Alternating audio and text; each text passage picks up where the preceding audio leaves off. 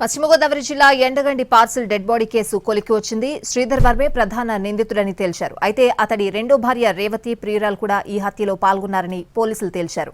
వారిద్దరి సాయంతోనే పర్లయ్యను చంపినట్లు తేలింది. తన వదిన తులసిని బెదిరించి ఆస్తి కాజేసేందుకు శ్రీధర్ వర్మ రెండో భార్య రేవతి ప్రియురాలు సుష్మతో కలిసి పర్లయ్యను హత్య చేసినట్లు తేలింది.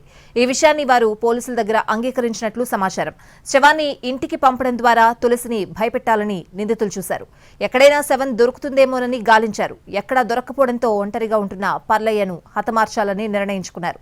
అతడికి మద్యం తాగించి మత్తులో ఉండగానే కారులో నిర్మానుష్య ప్రాంతానికి తీసుకువెళ్లి నైలాన్ తాడు మెడకు బిగించి హత్య చేసినట్లు సమాచారం.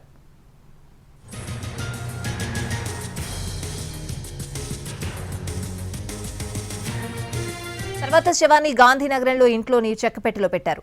మన్నాడు ఆటోలో ఎండగండిలోని తులసి ఇంటికి పార్సిల్ పంపారు. చెక్కపెట్టె తెరిచి అందులోని శవాన్ని చూసి తీవ్ర ఆందోళనకు గురైంది తులసి.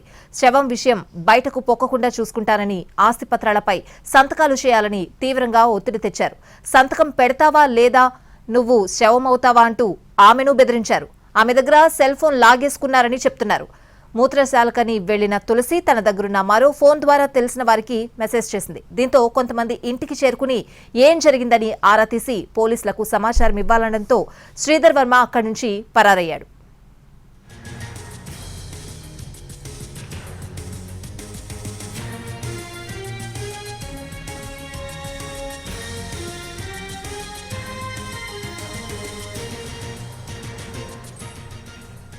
శ్రీధర్ వర్మ తన ప్రియురాలు సుష్మా తన కుమార్తెతో కలిసి కారులో కృష్ణా జిల్లా బంటుమిలి మీదుగా మంగినపూడి బీచ్ కు చేరుకున్నారు. అక్కడ తాళ్లపాలెంలో కారు వదిలేసి లాడ్జ్లో ఒకరోజు బస చేసినట్లు తెలుస్తోంది. తర్వాత సమీపంలోని ఓ గ్రామంలో ఇల్లు అద్దెకు తీసుకున్నారు.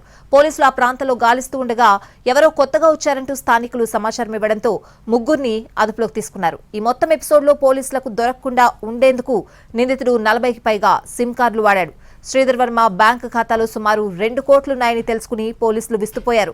ఈ కేసుకు సంబంధించి ఈ రోజు పూర్తి వివరాలు ప్రకటిస్తామని పోలీసులు చెప్పారు.